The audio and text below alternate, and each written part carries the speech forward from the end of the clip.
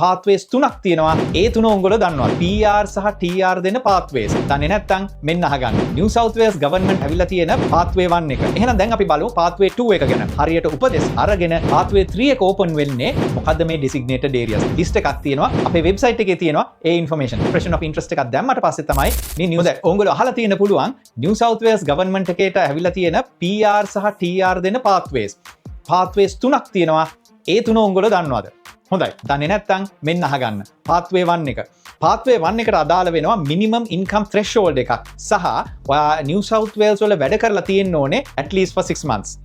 New South Wales 491 list එකට අදාළ වෙන සේරම occupations වලට ඉතිරි සුදුසුකමුත් ඔයගොල්ලෝ සුදුසුකම් ලබලා තියෙනවා නම් මේ වීසා එකට apply කරන්න පුළුවන්. එහෙනම් දැන් අපි බලමු pathway 2 එක ගැන. මතක තියාගන්න මේ visas හැම එකම invitation එකක් ලබාගෙන තමයි apply කරන්න පුළුවන් වෙන්නේ. ඒක නිසා invitation එකක් ලබා ගැනීමට අවශ්‍ය කරුණු හරියට උපදෙස් හරියට අරගෙන ලෑස්ති වෙලා EOI එකක් එහෙම නැත්නම් expression of interest එකක් දැම්මට පස්සේ තමයි මේ New South Wales වලින් invitation එක හම්බ වෙන්නේ. එහෙනම් අපි බලමු මේ pathway 2 එක ගැන තව information ටිකක්. pathway 2 එක ටිකක් down වෙන doom වෙන වීසා එකක්. මොකද නිශ්චිතතාවය ටිකක් අඩුයි. ඒ නිශ්චිතතාවය decide කරන්නේ pathway 1 සහ pathway 3 එකට තියෙන demand එක අනුව. ඒක නිසා මේක හුඟක් වෙලාවට consider කරනකොට 2026 අප්‍රේල් විතර වෙයි. හැබැයි දැම්මම ඉඳලා ලෑස්ති වෙලා උපදෙස් අරගෙන ඉන්න.